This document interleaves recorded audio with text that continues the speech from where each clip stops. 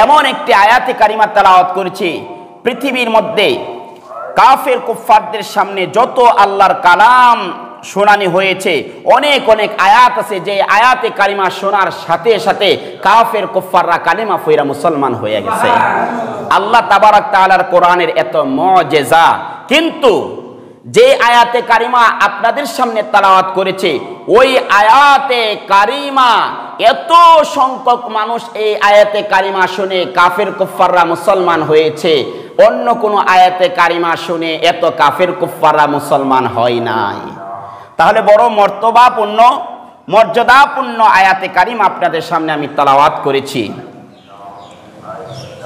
এই আয়াতে কারিমার মধ্যে আল্লাহ রাব্বুল আলামিন 3টা আদেশ করেছেন এবং 3টা নিষেধ করেছেন। আমি আপনাদেরকে প্রশ্ন করতেছি, আপনারা আমার দিকে একটু লক্ষ্য রাখুন। আপনারা বলেন আল্লাহ তাবারক তাআলা এই আয়াতে কারিমার মধ্যে কয়টা আদেশ করেছেন? 3টা আদেশ করেছেন এবং 3টা নিষেধ করেছেন। আবার বলি, কয়টা আদেশ করেছেন? 3টা আদেশ করেছেন এবং 3টা নিষেধ করেছেন। কে করেছেন? আল্লাহ। জোরে বলি, কে করেছেন? আরো জোরে বলি, কে করেছেন? আল্লাহ। তাই আল্লাহর 3টা আদেশ, 3টা নিষেধ, এটা আমাদের শোনার দরকার। এখানে কিন্তু উপজেলা চেয়ারম্যানের কথা বলি নাই, এখানে বর্তমান প্রধানমন্ত্রীর কথা বলবো না, এখানে মধ্যে এমপি সাহেবের কথা বলবো না, এখানে মহান আল্লাহ যে আদেশ করছেন ওই মহান আল্লাহর কথা বলবো। কার কথা? আল্লাহর কথা। আল্লাহর কথা। আল্লাহ বলেন, ইন্নাল্লাহা ইয়া'মুরু বিল আদলি ওয়াল ইহসানি ওয়া ইতা'i যিল কুরবা।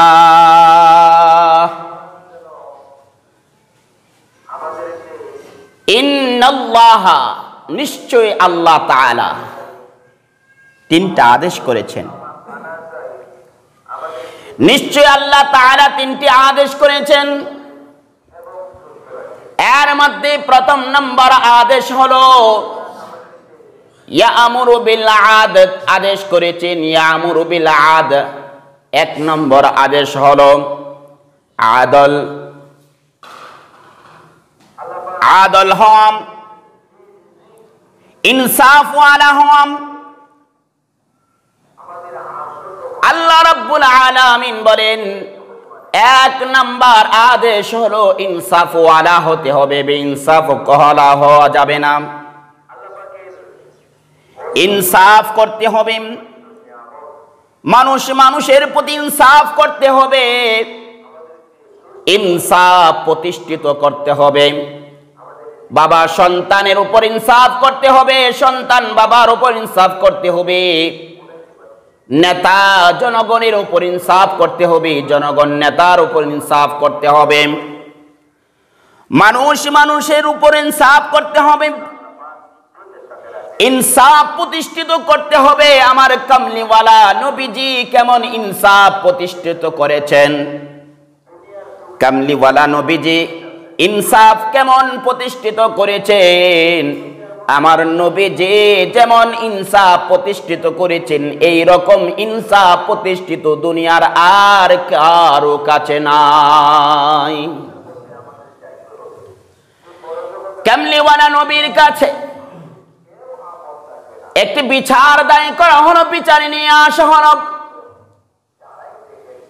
বিচারের আসামি হলো কুরাইশ বংশের একটি মহিলা। ওই মহিলাটি চুরি করছেন। কি করছেন? চুরি করছেন। চুরির বিচার করার জন্য নবীর কাছে নিয়ে আসলেন। নবী হলেন জজ, নবী হলেন বিচারক। নবী বিচার করবে। বংশের নাম হলো কুরাইশ বংশ। নবীর বংশের মহিলা চুরি করেছেন, মহিলা চুরি করেছেন। ওই চুরির বিচার করার জন্য নবী বসেছেন, বিচার করবেন।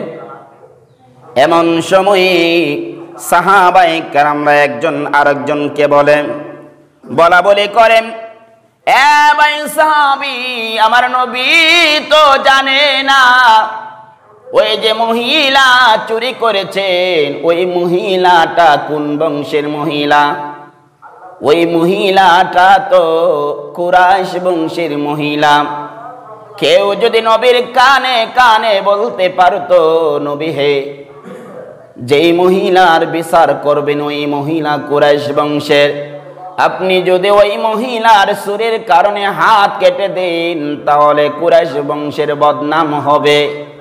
একটু সহজ করে দিলেই তো হয়, হাতের বদৌলতে একটা আঙ্গুল কেটে দিলেই তো হয়। সাহাবায়ে কেরামরা একজন একজনকে বলাবলি করে খেয়ে যাবে রাসূলের কাছে, খেয়ে রাসূলের কানে কানে বলে দেবে এই কথাটি। একজন আরেকজনকে বলে আবু বকর বলে উমর রে, উমর বলে আবু বকর রে, আলী রে, উসমানকে একজন আরেকজনকে বলা বলি করে তুমি গিয়া বলো। কেউ আর সাহস পায় না।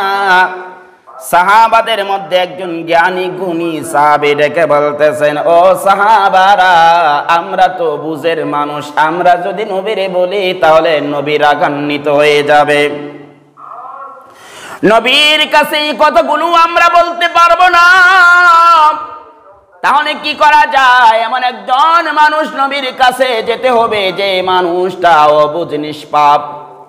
এমন একজন মানুষ নবীর কাছে গিয়ে বলতে হবে যে এই মানুষটারে নবী বড় স্নেহ করে, আদর করে। কথা হলে কাকে পাঠানো যাক? তখন ওই সাহাবী ডেকে বলতেছেন, ও সাহাবারা, নবীর আদরের একটা নাতি আছে, যায়েদ ইবনে হারেসার সন্তান উসামা। ওই উসামারে তো নবী বড় আদর করে রে, ওই উসামারে পাঠাইয়া দাও। উসামা নবীর কানে কানে ওই বার্তাটা পাঠিয়ে দিলি তো হয়। কে হে উসামা? ওই উসামা নবীর নাতি কেমনে হলো? যায়েদ ইবনে হারেস, যায়েদ ইবনে হারেস হলো নবীর পালক সন্তান। ওই যায়েদ কে হে যায়েদ? ওই যায়েদ নবীর পালক সন্তান কেমনে হলো? যায়েদ ইবনে হারেসা। ওই যায়েদ ইবনে হারেসাকে খাদিজাতুল কুবরা, খাদিজাতুল কুবরাকে খাদিজার ভাই তার গিফট করেছিলেন। 4টা গোলাম নিয়ে আসলেন, গোলাম আজাদ করে নিয়ে আসলেন। এসে বলতেছেন, ও খাদিজা, 4টা গোলাম আজাদ করলাম, তোমাকে একটা গোলাম গিফট করব। কোন গোলামটা তুমি নিবা? নাও নাও, ওই 4টার মধ্যে একজনকে নিয়ে নাও। খাদিজাতুল কুবরা 4 জনের দিকে তাকাইয়া তাকাইয়া দেখতেছেন। এমন সময়ে যায়েদ ইবনে হারেসার দিকে নজর যখন পড়লো, নজর দেওয়ার সাথে সাথে দেখতে পালো ওই যায়েদ ইবনে হারেসা দেখতে বড় সরল, দেখতে বড় ভালো, দেখতে বোঝা যায় ছেলেটা বড় নম্র ভদ্র হবে। খাদিজাতুল কুবরা বলতেছেন, ও হে, তোমার নাম কি রে যুবক? যায়েদ ইবনে হারেসা বলতেছেন, আমার নাম হলো যায়েদ ইবনে হারেসা, আমার নাম, আমার বাবার নাম হলো হারেস। ও যায়েদ ইবনে হারেস, তুমি আজকে থেকে আমার গোলাম, আমার বাড়িতে থাকবা। ওই যায়েদ ইবনে হারেসাকে খাদিজাতুল কুবরা তার বাড়িতে নিয়ে গেলেন। বাড়িতে নিয়ে গিয়ে বলতেছেন, ইয়া রাসূলুল্লাহ, ইয়া হাবিবাল্লাহ, নবী গো, আমার ভাই আমাকে ওই যায়েদ ইবনে হারেসাকে আজাদ করে আমাকে গিফট করেছেন, উপহার দিয়েছেন। আমার তো এই উপহার প্রয়োজন নাই, আমি যায়েদ ইবনে হারেসকে আপনার জন্য নিয়ে আসলাম, আপনাকে আমি গিফট করলাম, উপহার দিলাম, আপনি আমার গিফটটাকে গ্রহণ করুন। নবী খাদিজাতুল কুবরা ডেকে বলতেছেন, ইয়া রাসূলুল্লাহ, ইয়া হাবিবাল্লাহ, ওই যায়েদ ইবনে হারেসাকে আপনার জন্য দিয়ে দিলাম, আপনাকে গিফট করলাম। কেননা আপনি তো বিভিন্ন জায়গার মধ্যে সফর করেন, একা একা যেতে হয়। আপনার সঙ্গে যদি ওই যায়েদ তাহলে সঙ্গে একজন মানুষ পাওয়া যাবে, সাথী পাওয়া যাবে। ওই যায়েদকে আপনার সাথে সাথে রাখবেন। কে হে যায়েদ? যে যায়েদ ইবনে হারেসা নবী কামলিওয়ালার সঙ্গী হওয়ার পর থেকে নবীর সাথে সাথে রেখেছেন। নবীর কত বিপদের সময়ে যায়েদ ইবনে হারেসা সামনে সামনে থেকেছেন। ওই যায়েদ এমন একটা যায়েদ নবীর এত ভালোবাসতো, যখন নবীজি তায়েফের ময়দানে গেলেন, যাওয়ার পথে নবীজির সামনে যায়েদ হাঁটেন, যাওয়ার পথে নবীর ডানে হাঁটেন, বামে হাঁটেন, পিছনে আবার আসেন। নবী বলতেছেন, যায়েদ রে, একবার সামনে যাও, একবার সামনে যাও, পিছনে যাও, ডাইনে যাও, বামে যাও, এমনটা কেন করতেছ? যায়েদ ইবনে হারেসা বলতেছেন, ইয়া রাসূলুল্লাহ, ইয়া হাবিবাল্লাহ, নবী গো, সামনে যাই চিন্তা হয় কাফের কুফাররা নিয়ে আপনার উপর তীর নিক্ষেপ কইরা দেয়, আবার ডানে যায় আপনার উপর তীর নিক্ষেপ করিয়া দেয়, আবার বামে যায় আপনার উপর তীর নিক্ষেপ করে দেয়, আবার পেছনে যায় আপনি নবীর উপর কাফের কুফাররা তীর নিক্ষেপ করিয়া দেয়। ইয়া রাসূলুল্লাহ, ইয়া হাবিবাল্লাহ, আমি যায়েদ ইবনে হারেস জীবিত থাকতে আমার কামলিওয়ালা নবীর গায়ের মধ্যে একটা তীর নিক্ষেপ হতে দিব না গো নবী। এই কারণে একবার ডানে একবার বামে পিছনে সামনে যায়। ইয়া রাসূলুল্লাহ, ইয়া হাবিবাল্লাহ, আমি যায়েদ ইবনে হারেস থাকতে এটা কখনো সম্ভব না। ওই যায়েদ তায়েফের ময়দানে যখন নবী গেলেন, ওই তায়েফের ময়দানের সঙ্গেও তো যায়েদ ছিলেন। তায়েফের ময়দানে তায়েফবাসীরা নবীর চিনে না, নবীরে আঘাত করা শুরু কইরা দে, নবীরে পাথর মারা শুরু কইরা দে, নবী রক্ত মাখা শরীর হয়ে যায়, নবীর লাল টকটক শরীর মুবারক থেকে রক্তগুলো বাহির হয়ে যায়, নবীজির শরীর মুবারকের মধ্যে পাথরগুলো নিক্ষেপ হয়ে যায়।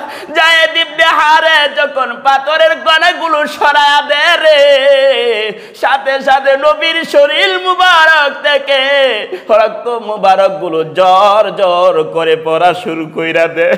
হারেস বলেন, ও তায়েফবাসীরা, আমার নবীরে মাইরো না, মাইরো না, মাইরো না, আমার নবীর বদলতে আমি যায়েদ ইবনে হারেসকে মেরে পেল, তারপর নবীর মাইরো না। ওই তায়েফবাসীরা নবীর চিনে নাই, বুঝে নাই, নবীরে মারতে মারতে পাগল ভেবে মারতে মারতে জমিনের মধ্যে নবী অজ্ঞান হয়ে যা, আবার টেনে হেসড়ে নবীর দাঁড় করাইয়া আবার মারে রে, আবার মারতে মারতে নবী জমিনের মধ্যে পড়িয়া যা, নবীজি অজ্ঞান হয়ে যা। রাসূল প্রেমিক আশেকরা একটু মনোযোগ দিয়ে শুনো রে, যেই কামলিওয়ালা নবীজি 63 বছর জিন্দেগির মধ্যে আমাদের জন্য কেঁদেছেন, রওজায়ে শরীফের মধ্যে শুয়ে শুয়ে এখনো কাঁদে, যে নবী যে হাসরের ময়দানে আমাদের জন্য কাঁদবেন, ওই নবীজি দ্বীনের জন্য, ইসলামের জন্য কতই না ত্যাগ স্বীকার করেছেন, কতই না কষ্ট করেছেন। ওই নবীজিকে তায়েফবাসীরা পাগল ভাবে বারবার আঘাত করে রক্তাক্ত করে জমিনের মধ্যে অজ্ঞান করিয়া দেয়, বারবার আঘাত করতে করতে জমিনের মধ্যে অজ্ঞান করে ফেলে চলে গেছে। নবীজির জ্ঞান যখন ফিরে এসেছে, নবীজি কোনো রকমে পাহাড়ের এক কোণার মধ্যে বসেছেন। আল্লাহ রাব্বুল আলামিন দেখে বলতেছেন, ও জিবরাইল যাও রে, আমার কামলিওয়ালা নবীজি তো রক্তাক্ত হয়ে গেছে। জিবরাইল এসে বলতেছেন, ইয়া রাসূলুল্লাহ, ইয়া হাবিবাল্লাহ, নবী গো, আপনি একটু হুকুম করেন না, আপনি যদি হুকুম করেন তাহলে ওই তায়েফবাসীকে ওই পাহাড়ের চিপার মধ্যে বানাইয়া ধ্বংস করিয়া দিব। সুবহানাল্লাহ। নবী বলতেছেন ও জিবরাইল, তুমি যে আমার তায়েববাসীদেরকে পাহাড়ের চেপাই ধ্বংস করায়া দিবা, খেরে খাকে আমি কামলিওয়ালা নবীজি কার কাছে দিনের দাওয়াত নিয়ে যাব? সুবহানাল্লাহ। কার কাছে যাব? না, সেই তায়েববাসীদেরকে মারা যাবে না, মারা লাগবে না। আমি কামলিওয়ালা নবী হলাম রাহমাতাল লিল আলামিন, আমি হলাম রহমতের নবী। যেই নবীজিকে এত আঘাত করার পরও নবীজি বদদুয়া দেয় না। ওই নবীজির সঙ্গে ছিলেন যায়েদ ইবনে হারেসা। ওই যায়েদ ইবনে হারেসা নবীর বিপদের দিনের সঙ্গে ছিলেন। নবীজির দুটা সময়ে সবচেয়ে বড় বিপজ্জনক অবস্থায় ছিলেন, বড় অসহায় অবস্থায় ছিলেন, বড় কষ্ট পেয়েছেন। একটা সময় তায়েফের ময়দান, আরেকটা সময় হলো নবীজি হিজরতের সময়ে। নবীজি হিজরতের সময়ে বড় কষ্ট পেয়েছে। নবীর মায়ের দেশ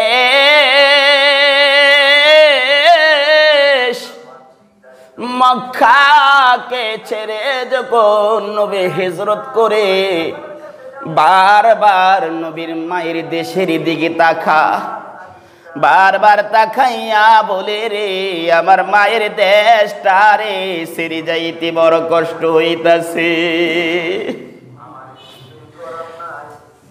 আর রাসূলের আশিক উম্মতরা একটু মহব্বত নিয়ে, নবীর ভালোবাসা নিয়ে কথাগুলো শুনো রে।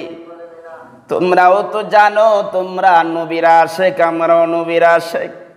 নবীর আশিক যারা নবীর কষ্টের কথা শুনলে তাদের চোখের পানি আর আটক রাখতে পারে না, কারণ নবীর আশিকরা আর কলিজাটা ফাইটা যায়। নবীর আশিকরা আর কলিজাটা ফাইটা যায়। ওই যায়েদ নবীজির সঙ্গে এইভাবে থেকে যায়েদ নবীজির পালক সন্তান হয়েছে। নবীজির বিপদের সময়ে সব সময় পাশে থেকেছে, নবীজির পালক সন্তান হয়েছে। নবীজির আদরের সন্তান হয়েছে। ওই আদরের সন্তানের সন্তান উসামা। ওই উসামাকে সাহাবারা ডেকে বলতেছেন, ও উসামা, যাও না তোমার দাদার কাছে গিয়ে বলো, কানে কানে গিয়ে বলবা, দাদা হে, যার বিচার করতে চাইতেছেন ওই মহিলাটা আপনার বংশের মহিলা। ও দাদা, বিচারটা একটু সহজ করিয়া দেন। উসামা ছোট মানুষ, যেইভাবে বলা হয়েছে সেইভাবে বলবে।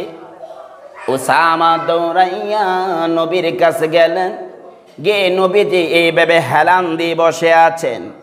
নবীজির পেট মুবারকের মধ্যে দুটা পা পাক করে নবীজির পেট মুবারকের মধ্যে বসে পড়লেন। নবীজির পেট মুবারকের মধ্যে বসে পড়ে কাদের মধ্যে মুখটা লাগাইয়া দিয়া, কানে আর মুখ লাগাইয়া আস্তে আস্তে নবীর কাছে বলতেছেন, দাদা হে, আপনি আজকে যার বিচার করতে যাইতেছেন, ওই সুরির বিচার যার করতে যাইতেছেন, ওই মহিলাটা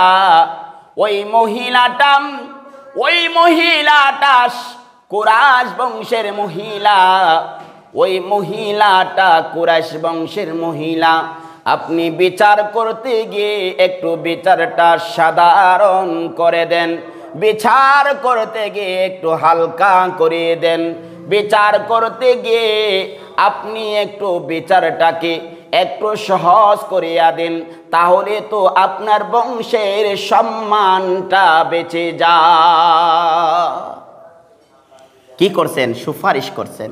একটু মনোযোগ। আপনারা যদি নয়া বৈশা দেখেন, নয়া বৈশা থাকতে রেখে ঘুম আসবে। কথা যদি নাই বুঝেন তাহলে কোরআন হাদিসের আলোচনা করে লাভটা কি? বুঝার কিছু বিষয়। এখানে কোনো গল্প আপনাদের সামনে বলতেছি না। দেখেন, কিচ্ছা গাইলে কিন্তু মজা লাগে, ঘুম আসে না। কিচ্ছা গাইলে একটার পর একটা কিচ্ছা, এটার মধ্যে মিথ্যা বেশি, কিচ্ছার মধ্যে বানোয়াট কিছু বিষয় বেশি, তখন এটা মজা লাগে। কি মজা! টেলিভিশনের দিকে আগ কইরা ছায়া থাকে মুরব্বীরা, ঘুম আসে না। কিন্তু মসজিদে আসলে কোরআন হাদিসের কথা বলে এই জায়গার মধ্যে দেখা ঘুম একবারে বেহেশতের বাগানের মধ্যে ঘুমাইয়া যায়। কথা কিছু শুনেন। কোরআন হাদিসের বাগানের মধ্যে বসেন, আল্লাহর কালামের কথা শুনলে, রাসূলের হাদিসের কথা শুনলে, যেই জায়গার মধ্যে কোরআন হাদিসের কথাবার্তা হয়, রাসূলের কথা হয়, আল্লাহর কথা হয়, ওই জায়গাটা সাধারণ কোন জায়গা থাকে না। ওই জায়গাটা বেহেশতের বাগান হয়ে যায়। কিসের বাগান হয়ে যায়? জোরে বলে, কিসের বাগান? বেহেশতের বাগান হয়ে যায়।